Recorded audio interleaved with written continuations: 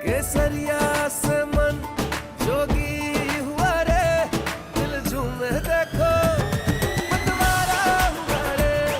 केसरिया से मन जोगी हुआ। हर पल मनाओ केसरी त्योहार।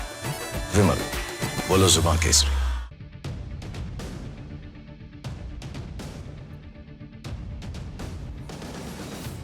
नमस्कार, न्यूज के इकलौते फैमिली शो न्यूज की पाठशाला में आपका स्वागत है। मैं हूं विद्यानाथ झा। सबसे पहले आपको बता दूं कि पाठशाला में आज क्या क्या है और कौन कौन से सब्जेक्ट्स पर क्लास लगने वाली है। फ्रांस दौरे के बाद कहां पहुंच गए मोदी, जो 33 साल में नहीं हुआ, मोदी ने 3 घंटे में सच में पूरा कर दिया।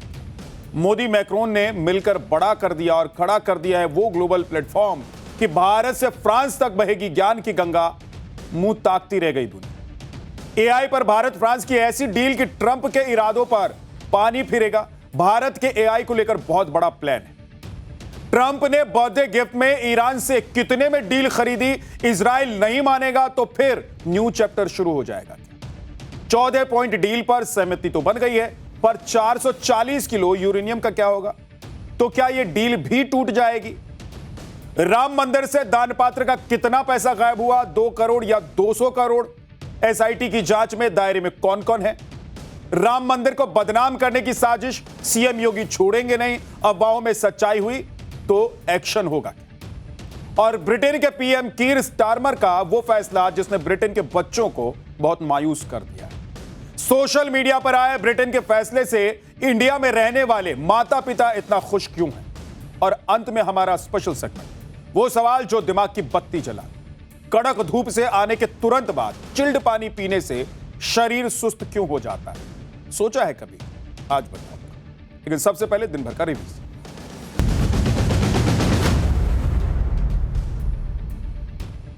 कोलकाता में टीएमसी सांसद अभिषेक बनर्जी से ईडी ने आज करीब 9 घंटे की पूछताछ की। शिक्षा भर्ती घोटाले में अभिषेक बनर्जी से सवाल जवाब किए गए।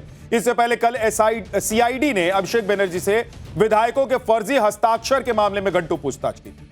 मंगलवार को सीआईडी एक बार फिर से अभिषेक बनर्जी से साइबर केस में पूछताछ करेगी। और इस बीच जहांगीर खान की फिर से परेड कराई गई। जहांगीर खान हाथ जोड़कर माफी मांगते और कान पकड़े हुए नजर आए। नोएडा के जेवर एयरपोर्ट पर कॉमर्शियल फ्लाइट का संचालन शुरू हो गया है। लखनऊ से इंडिगो की फ्लाइट पहली बार यहां पर उतरी।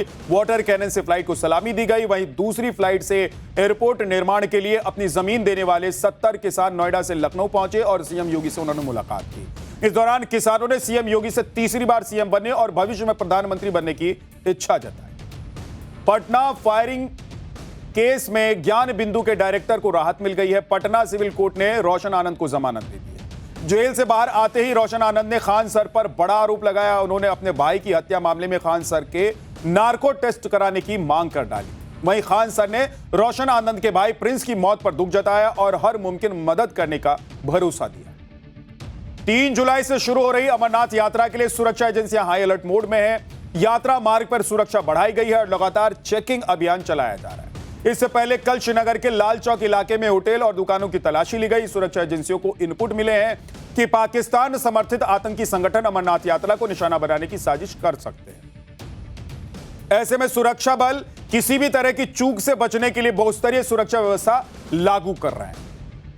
दिल्ली एनसीआर से लेकर उत्तराखंड और राजस्थान आज आंधी से लेकर तेज बारिश तक का असर देखने को मिला।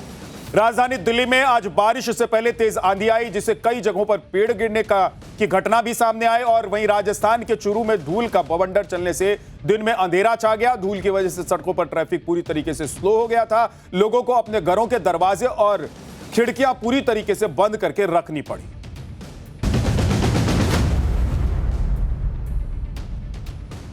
तो दिन भर के रिवीजन के बाद पाठशाला में पहली क्लास, जिसमें आपको बताऊंगा फ्रांस दौरे के बाद कहां पहुंच गए मोदी, जो 33 साल में नहीं हुआ, मोदी ने 3 घंटे में सच में पूरा कर दिया है क्या? मोदी मैक्रोन ने मिलकर खड़ा कर दिया वो ग्लोबल प्लेटफॉर्म कि भारत ने फ्रांस तक बहेगी ज्ञान की गंगा और मुंह ताकती रह गई दुनिया। एआई पर भारत फ्रांस की ऐसी डील कि ट्रंप के इरादों पर फिरेगा पानी। भारत के एआई को लेकर बहुत बड़ा प्लान है। पीएम मोदी इस वक्त स्लोवाकिया में, यूरोप का एक ऐसा देश जिसके साथ भारत के दोस्ताना संबंध 33 साल पहले बन गए, लेकिन इस दोस्ती को मजबूत करने की कोशिश किसी भी भारतीय प्रधानमंत्री ने नहीं की बॉस। कल यानी कि 14 जून को जब पीएम मोदी का प्लेन स्लोवाकिया की धरती पर लैंड हुआ, तब एक नया इतिहास लिखा गया और भारत एक रिकॉर्ड भी मोदी के नाम बना गया। नरेंद्र मोदी वो पहले भारतीय प्रधानमंत्री बन गए जो स्लोवाकिया पहुंचे। इससे पहले कोई प्रधानमंत्री गया ही नहीं, किसी को लगा ही नहीं कि स्लोवाकिया जाना चाहिए और वहां जाकर दोनों देश की जो दोस्ताना संबंध है उसको कैसे और अच्छा और बेहतर किया जा सकता है, क्या नया किया जा सकता है। पीएम मोदी से पहले देश के 15 प्रधानमंत्रियों में से कोई भी आज तक स्लोवाकिया नहीं गया बहुत, लेकिन पीएम मोदी ग्लोबल साउथ में भारत की चमक और धमक बढ़ाने के लिए छोटे छोटे देशों से भी दोस्ती गहरी करते जा रहे हैं। पीएम मोदी ने 2014 से अब तक 81 देशों की यात्रा की और इसमें से स्लोवाकिया समेत अब तक 8 ऐसे देश हैं जहां मोदी के रूप में कोई भी भारतीय प्रधानमंत्री पहली बार गया। आप देखिए कि पीएम मोदी 2015 में मंगोलिया जाने वाले पहले भारतीय प्रधानमंत्री बने और इसके बाद पीएम मोदी 2017 में पहली बार इजराइल गए। इसके अगले साल यानी कि 2018 में पीएम मोदी फिलिस्तीन जाने वाले भी पहले भारत के प्रधानमंत्री और इसी साल रवांडा जाने वाले भी पहले पीएम वो बने भारत के। पीएम मोदी 2019 में बहरीन गए जहां उनसे पहले भारत का कोई प्रधानमंत्री कभी गया ही नहीं था और इसी तरह पीएम मोदी ने 2022 में यूक्रेन की यात्रा करके नया रिकॉर्ड बना दिया बॉस। तो 2023 में पीएम मोदी की पापुआ न्यू गिनी दौरे ने ग्लोबल हेडलाइंस बना डाली जब पापुआ न्यू गिनी के पीएम ने मोदी के पैर छू लिए, आपको याद हो। वहीं 2024 में पीएम ने ब्रुनेई की भी यात्रा की और एक रिकॉर्ड बना दिया भारत के पहले प्रधानमंत्री के तौर पर वहां जाने की। और कल पीएम मोदी ने स्लोवाकिया जाकर उस लिस्ट में एक और देश का नाम शामिल कर दिया जहां कोई भारतीय प्रधानमंत्री पहली बार गया। आप सोचिए बॉस कि प्रधानमंत्री नरेंद्र मोदी ने तय कर रखा है कि जो भी देश हैं, चाहे वो छोटे हैं चाहे वो बड़े हैं, सबसे ऐसा संबंध बना लेना है, ऐसी मित्रता करनी है कि जरूरत पड़ने पर, आपको याद है ना वो फॉर्मूला कि जहां पर सुई काम आता है तलवार थोड़ा ना काम आता है। इसलिए मोदी को पता है कि कहीं सुई और कहीं तलवार, जहां जरूरत जो पड़ेगी उसका इस्तेमाल किया जाएगा, उन संबंधों को बुनाया जाएगा। इसीलिए प्रधानमंत्री नरेंद्र मोदी छोटे छोटे देशों को भी अपने करीब ला रहे हैं, अपनी मित्रता बढ़ा रहे हैं। स्लोवाकिया के साथ भारत ने आज कौन कौन सी डील की इसके बारे में आपको बताने वाला हूं, लेकिन पहले देखिए कि पिछले 12 सालों में पीएम मोदी ने दुनिया भर में भारत की छवि कितनी मजबूत की और भारत को दुनिया के कितने सम्मान दिलाए हैं प्रधानमंत्री नरेंद्र मोदी ने। ये स्लोवाकिया में भी हमको देखने को मिला जब स्लोवाकिया के कलाकारों ने हमारा राष्ट्रगीत वंदे मातरम गा दिया बॉस। हमारे देश में जिस वंदे मातरम को लेकर राजनीति हो रही है उसमें काट छांट की गई, आज वही राष्ट्रगीत विदेशी धरती पर पूरे शान और सम्मान के साथ गा लिया गया।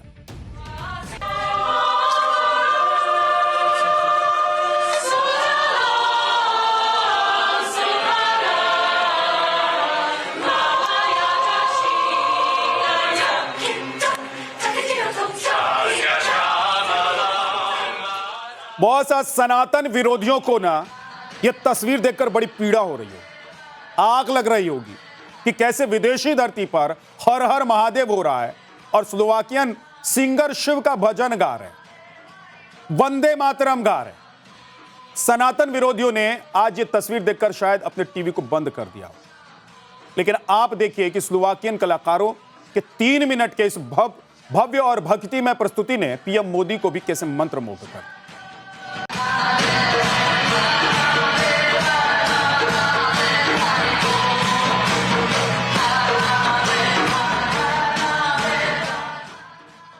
स्लोवाकिया से पहले पीएम मोदी फ्रांस गए थे जहां उन्होंने भारत इनोवेट्स का उद्घाटन किया और फ्रांस के राष्ट्रपति ने भी इस समिट में हिस्सा लिया। भारत इनोवेट्स पीएम मोदी की कौन सी दूरदर्शी सोच है जो आज साकार होते ही दुनिया भर की निगाहें इस समिट पर पड़ गई, यह भी आज आपको बताने वाला हूं। साथ ही फ्रांस के साथ भारत ने एआई को लेकर ऐसी कौन सी डील कर डाली है कि ट्रंप छाती पीटते रह जाएंगे, क्योंकि ट्रंप ने अमेरिकी एआई एंथ्रोपिक का एक्सेस दुनिया के लिए बंद कर दिया। तो अब भारत और फ्रांस ने मिलकर एआई तकनीक को साझा रूप से विकसित करने की डील की और इस डील के क्या फायदे होने वाले हैं यह भी आज आपको बताऊं।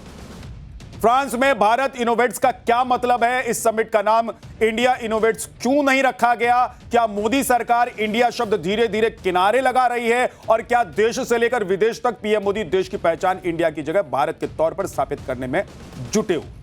आज पाठशाला में इसका स्पेशल चैप्टर भी आपको दिखाऊंगा, लेकिन सबसे पहले एक ट्वीट।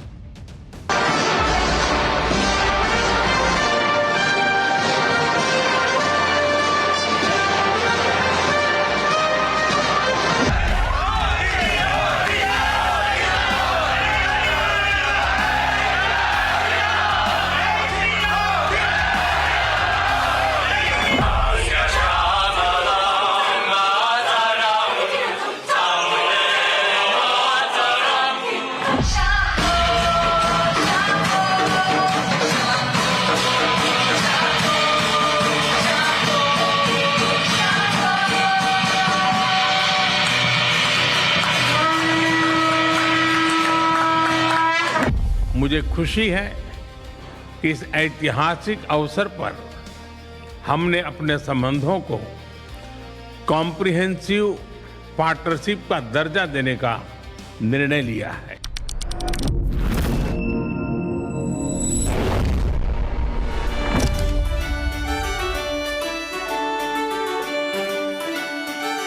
भारत आइए, हमारे साथ मिलकर काम करिए, भारत में डिजाइन कीजिए, भारत में डेवलप कीजिए और दुनिया के लिए सॉल्यूशन तैयार कीजिए।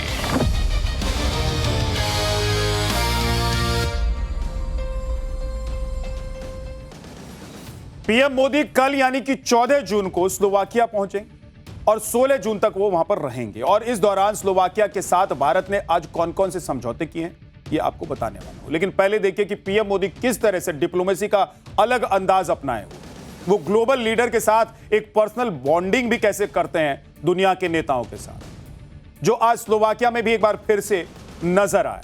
पीएम मोदी और स्लोवाकिया के पीएम रॉबर्ट फिको ने आज काफी वक्त एक दूसरे के साथ बिताया और इसे डिप्लोमेसी में 1-on-1 मीटिंग भी कहते हैं। लेकिन पीएम मोदी ऐसी मीटिंग्स को पर्सनल ट्यूनिंग के लिए इस्तेमाल करते ताकि एक देश के हेड ऑफ गवर्नमेंट के तौर पर दूसरे देश के राष्ट्र प्रमुख के बीच भरोसे की एक मजबूत बुनियाद हो। इसलिए आज पीएम मोदी ने द्विपक्षीय बातचीत से पहले स्लोवाकिया के पीएम के साथ पर्सनल 1-on-1 मीटिंग की। इसके बाद दोनों देशों के बीच धड़ाधड़ डील साइन हुई। आप देखिए कि भारत और स्लोवाकिया के बीच डिफेंस सेक्टर में लेटर ऑफ इंटेंट साइन हुआ। इससे दोनों देश मिलकर डिफेंस सेक्टर में नए हथियार डिजाइन करेंगे और उसकी मैन्युफैक्चरिंग भी करेंगे। इसको लेकर सहमति हुई। आज स्लोवाकिया ने संयुक्त राष्ट्र सुरक्षा परिषद में भारत की स्थायी सदस्यता का समर्थन कर दिया। यह भारत के लिए एक बड़ी कामयाबी है क्योंकि अब तक 100 से ज्यादा देश यूएनएससी में भारत की स्थायी सदस्यता का समर्थन कर चुके। आज भारत ने स्लोवाकिया को अपना कॉम्प्रिहेंसिव पार्टनर बना लिया। इसका मतलब यह हुआ कि दोनों देशों के बीच व्यापक साझेदारी हुई। इसमें एक साथ कई सेक्टर पर फोकस किया गया। भारत ईयू एफटीए के तहत स्लोवाकिया के साथ भी डील हुई है और बहुत जल्द इसे लागू कर दिया जाएगा और स्लोवाकिया का बाजार भी भारतीय प्रोडक्ट के लिए खुल जाएगा। इसके अलावा स्लोवाकिया की एक यूनिवर्सिटी में एआई के लिए इंडिया चेयर की स्थापना की गई। वहीं भारत के डिजिटल मिशन को आगे बढ़ाने के लिए डिजिटल टेक्नोलॉजी में भी एमओयू साइन हुआ है और स्लोवाकिया के साथ भारत ने लेबर इमिग्रेशन पर भी एमओयू साइन किया है। यानी कि कौशल विकास मिशन के तहत भारत ने अपने हुनरमंद युवाओं के लिए एक और देश के दरवाजे खुलवा दिए। ये यात्रा किसी भी भारतीय प्रधानमंत्री की स्लोवाकिया की पहली यात्रा है। मुझे खुशी है कि इस ऐतिहासिक अवसर पर हमने अपने संबंधों को कॉम्प्रिहेंसिव पार्टनरशिप का दर्जा देने का निर्णय लिया है। यह हमारे साझा विश्वास, साझा प्राथमिकताओं और साझा भविष्य का प्रतीक है।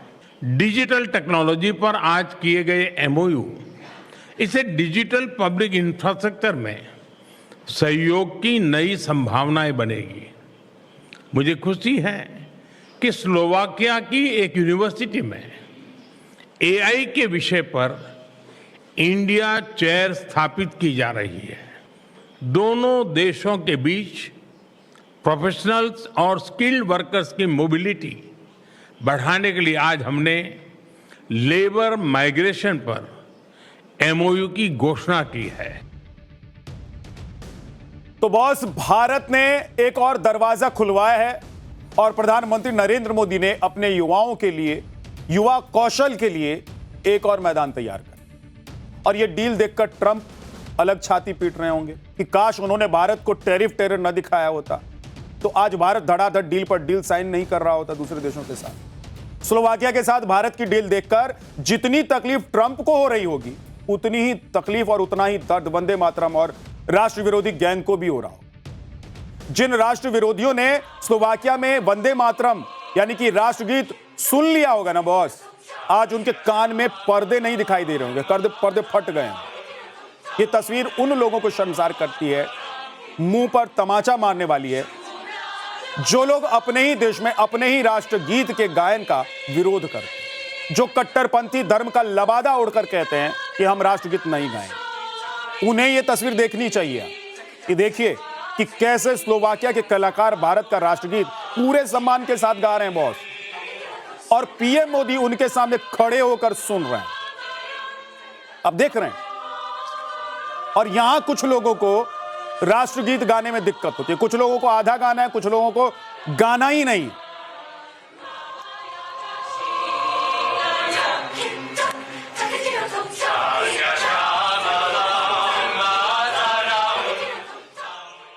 देख रहे हैं, मतलब दुनिया के किस कोने में राष्ट्रगीत कितने सम्मान के साथ लोग गा रहे हैं, और यहां पर जो मोदी विरोधी गैंग है, जो राष्ट्र विरोधी गैंग है, उनको ये गायन तकलीफ देता है, उनको परेशान करता है। एक बार फिर से मैं कह रहा हूं कि आप सुनिए, और मैं कह रहा हूं जिनको मिर्ची लग रही है, जिनको दर्द उठ रहा होगा पेट में, उनको अपना टेलीविजन बंद कर देना चाहिए और ये वीडियो नहीं देखना चाहिए, क्योंकि ये वीडियो देखने से उनकी तबीयत बिगड़ सकती है।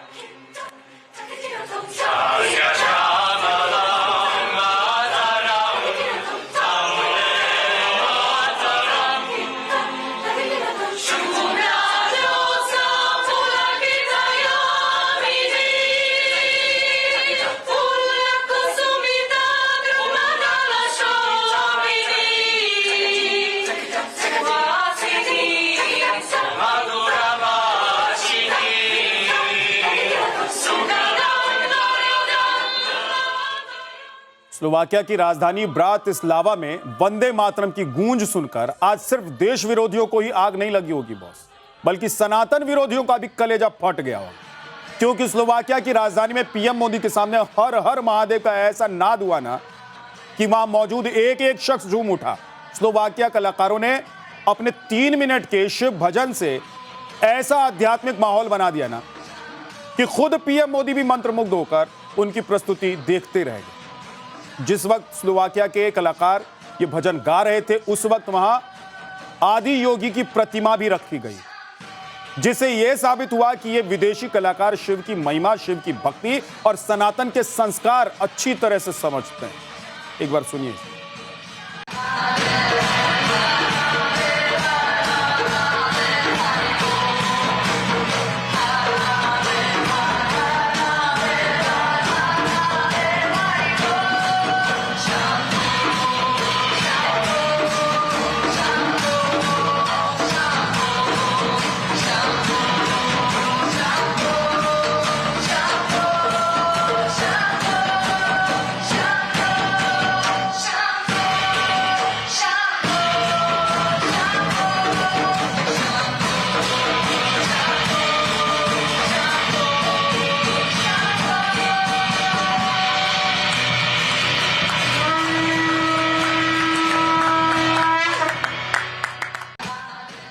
आप सोचिए बॉस कि ये सिर्फ भजन नहीं गा रहे, क्या गा रहे हैं, क्यों गा रहे हैं, ये लोग समझ रहे हैं। यानी कि सनातन की शक्ति आप देखिए कि स्लोवाकिया में कैसे धूम मचा रही है। और इसीलिए मैं कह रहा हूं कि आज सनातनियों से चिढ़ने वालों को ये वीडियो और ये तस्वीरें और ये भजन नहीं सुनना चाहिए, क्योंकि हो सकता है वो बेहोश हो जाए, रात में नींद नहीं आएगी बॉस कि ये सनातन को लेकर इतना सब कुछ कैसे चल रहा है स्लोवाकिया जैसे देश में। उन लोगों की पीड़ा बढ़ जाएगी। लेकिन वो लोग जो देशभक्त हैं, राष्ट्रभक्त हैं, जिनके लिए नेशन फर्स्ट है, वो लोग जब ये भजन सुन रहे हैं, वंदे मातरम सुन रहे हैं, तो उनके दिल को सुकून मिल रहा है। आप देखिए, आदि योगी की मूर्ति वहां पर रखी हुई है।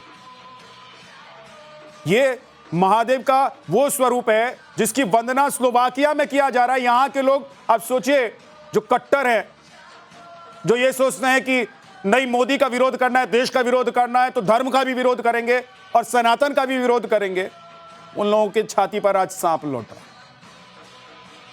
स्लोवाकिया जाने से पहले पीएम मोदी जो हैं वो फ्रांस भी गए थे, जहां उन्होंने फ्रांस के राष्ट्रपति इमैनुअल मैक्रों के साथ मिलकर एक ऐसे प्लेटफॉर्म की शुरुआत कर दी बॉस कि अब भारत और फ्रांस के बीच ज्ञान की गंगा बहेगी। फ्रांस के नीस सिटी में पीएम मोदी और मैक्रोन ने मिलकर भारत इनोवेट्स का उद्घाटन किया। यह वो समिट है जिसका ऐलान भारत ने इसी साल फरवरी में किया, जब इमैनुअल मैक्रोन भारत के दौरे पर आए हुए थे। आपको याद होगा। सबसे पहले आपको यह बताता हूं कि भारत इनोवेट्स के पीछे मोदी सरकार का लक्ष्य क्या है। लक्ष्य है भारत के 120 से ज्यादा स्टार्टअप्स के लिए ग्लोबल फंडिंग जुटाना। इसके जरिए भारतीय स्टार्टअप्स को वैश्विक स्तर पर $3 ट्रिलियन से ज्यादा की संपत्ति मैनेज करने वाली ग्लोबल इन्वेस्टमेंट फर्म के साथ जुड़ने का मौका मिल रहा है। ग्लोबल एक्सीलेटर कहा जा रहा है इसको। यह जो समिट है, यह आयोजन भारत के घरेलू स्टार्टअप इकोसिस्टम को दुनिया भर के निवेशकों, निगमों और विश्वविद्यालयों से जोड़ने के लिए एक पुल का काम करता है। इसके बारे में पीएम मोदी ने कहा है कि टेक्नोलॉजी और इनोवेशन के क्षेत्र में भारत और फ्रांस मिलकर काम करते रहे। वहीं फ्रांस के राष्ट्रपति इमैनुअल मैक्रोन ने कहा है कि हम अपने लोगों के लिए टैलेंट, निवेश और ठोस समाधानों का एक नया अध्याय शुरू कर रहे हैं। भारत इनोवेट्स भारत सरकार के शिक्षा मंत्रालय का एक नेशनल प्रोग्राम है। इसे भारत के हायर एजुकेशन संस्थानों को इनोवेशन के लिए एक ग्लोबल एक्सीलेटर के तौर पर डिजाइन किया गया। फ्रांस में वे भारत इनोवेट्स के पहले संस्करण में भारत के 120 से ज्यादा स्टार्टअप्स ने हिस्सा लिया।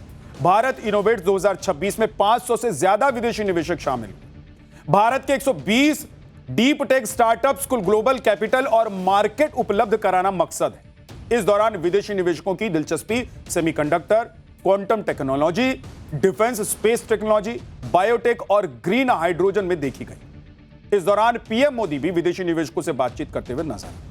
पीएम मोदी ने भारत इनोवेट्स को संबोधित करते हुए क्या कहा है, आप एक बार सुनिए। भारत की प्रायोरिटी है technology for humanity, human centric innovation. साथियों, यही मंत्र हमारे डिजिटल रिवॉल्यूशन का केंद्र रहा है। यही भारत के डिजिटल पब्लिक इंफ्रास्ट्रक्चर का भी सार रहा है। हमारे एआई विजन का भी मूल तत्व है एआई फॉर ऑल, सर्वजन हिताय सर्वजन सुखाय। दिल्ली में आयोजित एआई इम्पैक्ट समिट की थीम भी यही थी।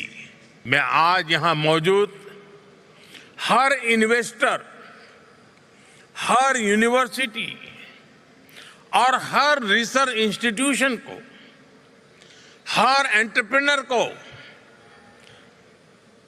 बहुत आग्रहपूर्वक आमंत्रित करता हूं। आप भारत आइए, हमारे साथ मिलकर काम करिए, भारत में डिजाइन कीजिए, भारत में डेवलप कीजिए और दुनिया के लिए सॉल्यूशन तैयार कीजिए। फ्रांस में हो रहे समिट का नाम देखकर क्या आपको कुछ समझ में आया? आ रहा होगा कुछ समझ में, कि आपको कुछ याद भी दिलाता हूं, आप तब शायद ज्यादा समझ पाएंगे। फ्रांस में हो रही इस समिट का नाम इंडिया इनोवेट्स भी तो हो सकता था। इसका नाम इंडिया इनोवेट्स क्यों नहीं रखा गया? आपके मन में यह सवाल आया होगा, लेकिन पीएम मोदी ने इसका नाम भारत इनोवेट्स रखा। आपने देखा होगा कि पीएम मोदी ने 2014 में जब पहली बार पीएम पद की शपथ ली थी, तब से ही वो देश के लिए इंडिया की जगह भारत शब्द के इस्तेमाल पर जोर देते हैं।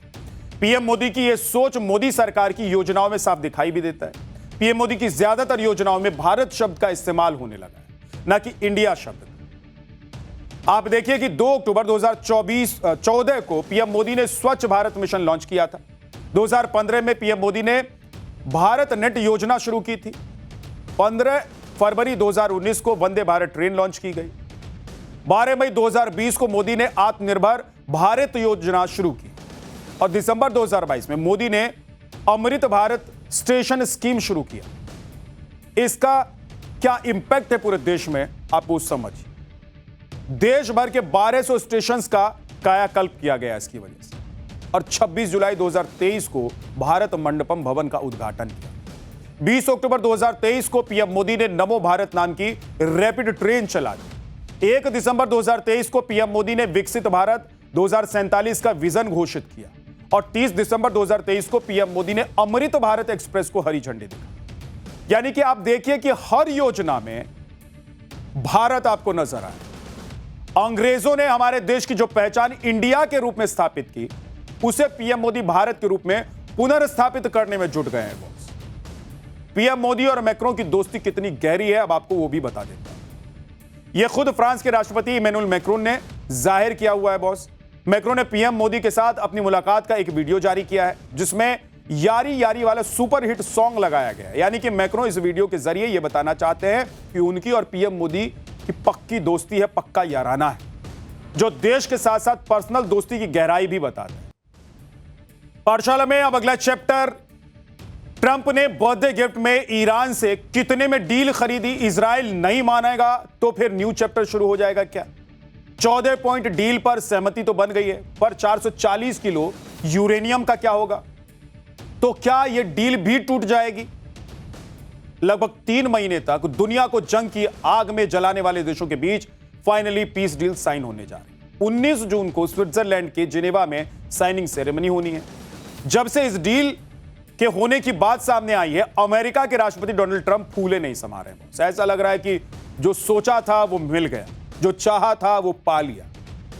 एक दिन पहले ही ट्रंप ने अपना 80वां जन्मदिन मनाया है और अब लग रहा है कि खुद ट्रंप खुद को गिफ्ट दे रहे हैं। मतलब गजब चल रहा है।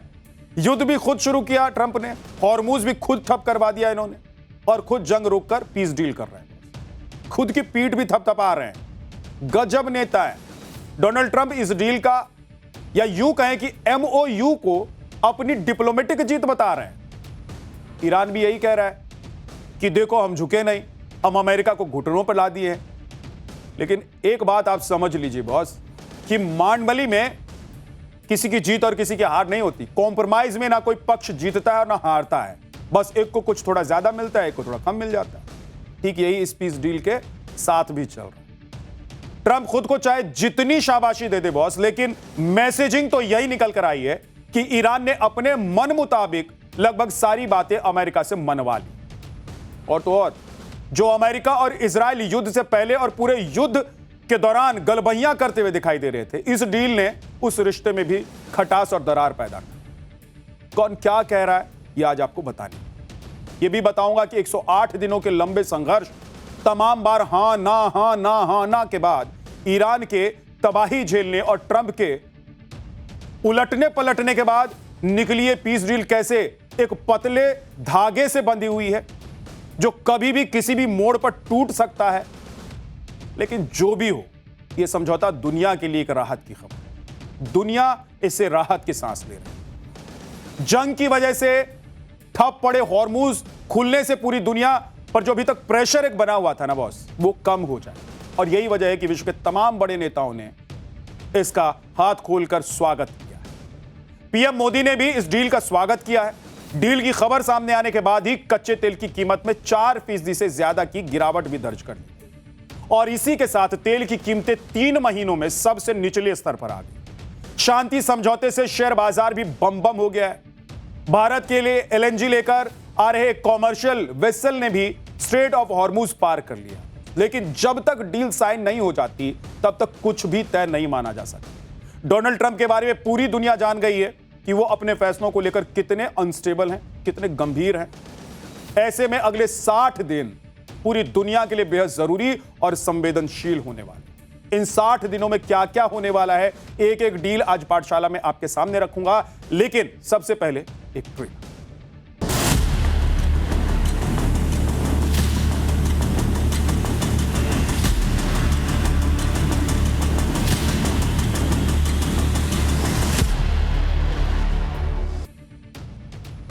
मैं आपको बार बार कह रहा हूं बॉस कि ये जो डील है ना, अभी अधर में है।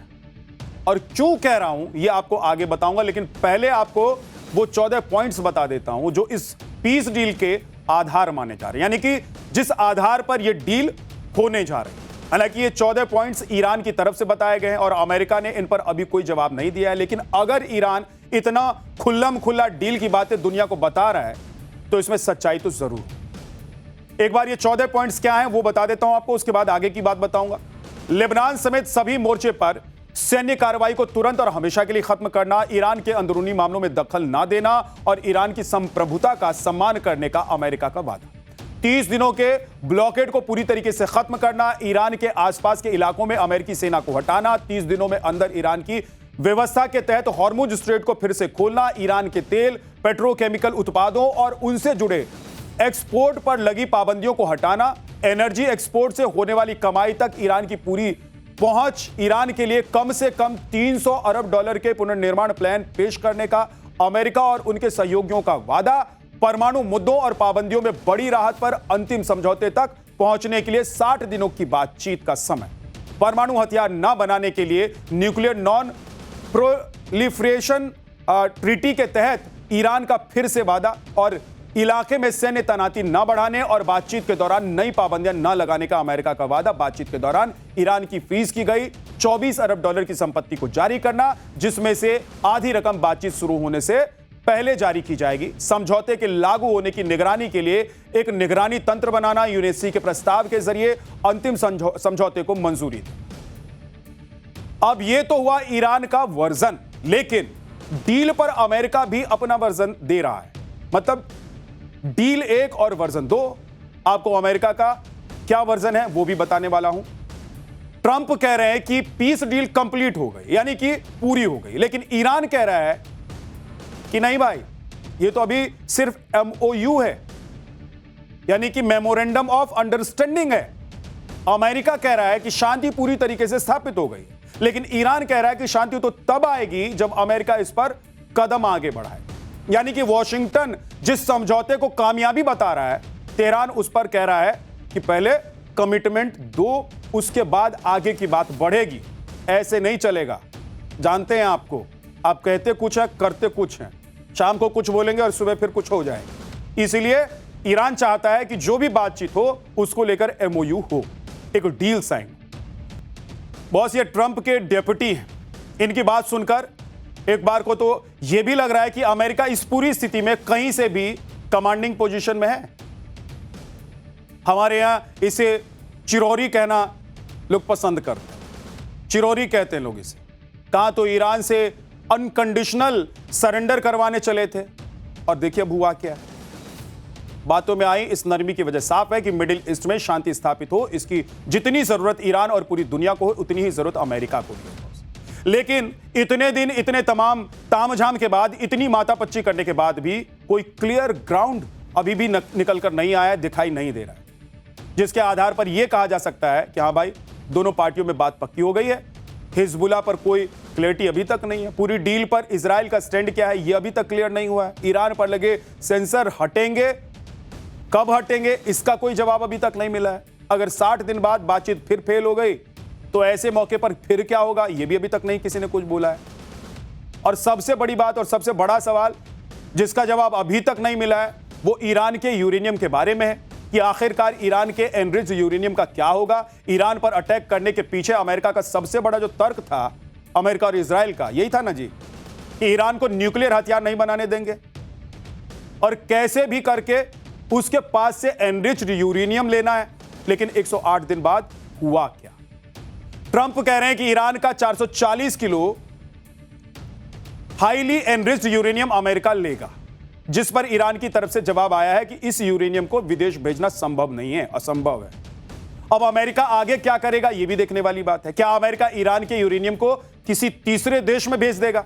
क्या अमेरिका एनरिच्ड यूरेनियम की डाउन ब्लेंडिंग करेगा, या फिर अंतरराष्ट्रीय निगरानी में यूरेनियम का यह स्टॉक ईरान में छोड़ दिया जाएगा? क्या होगा अभी तक कुछ समझ में नहीं आ रहा है। आप बताइए कि फिर अमेरिका को मिला क्या? भाई, जिसके लिए युद्ध शुरू किया, दुनिया भर में कोहराम मच गया, जिस वजह से फिर अंत में क्या मिला? टन गोपाल। अभी भी यूरेनियम को लेकर 3 ऑप्शंस दिखाई दे रहे हैं। डोनाल्ड ट्रंप ने पूरी दुनिया पर जंग थोपकर अभी भी कुछ हासिल नहीं किया है। इधर इजराइल में ट्रंप की इस डील को लेकर एकदम बैड डील इसे कहा जा रहा है। नेतन्याहू खुद अपने देश में डील के कारण फंस गए और ट्रंप से बेहद नाराज चल रहे हैं। लेबनान की राजधानी बेरूत में एक दिन पहले इजराइल ने जो हवाई हमले किए उससे ट्रंप नेतन्याहू से काफी नाराज है। अमेरिका जिस समय शांति समझौते की घोषणा करने वाला था, ठीक उसी समय बेरूत पर इजरायली हमलों की वजह से ट्रंप काफी सीरियस हो गए।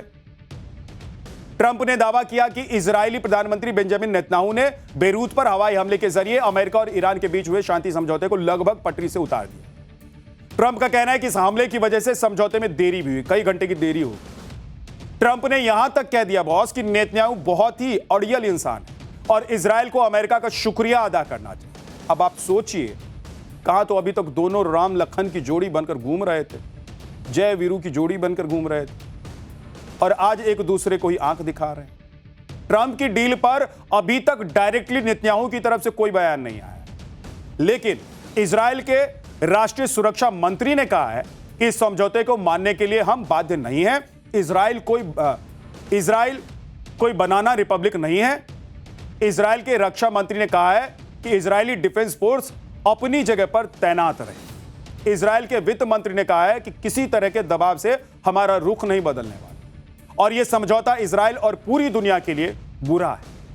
और तो और जिस लेबनान को लेकर ट्रंप ने नेतन्याहू को घेरा है, उस पर भी इजरायल ने कह दिया है, जवाब दे दिया है, वहां हमले जारी रहेंगे और हिजबुल्लाह का खात्मा होना चाहिए, यह भी कह दिया है इजरायल। अब बच क्या गया है?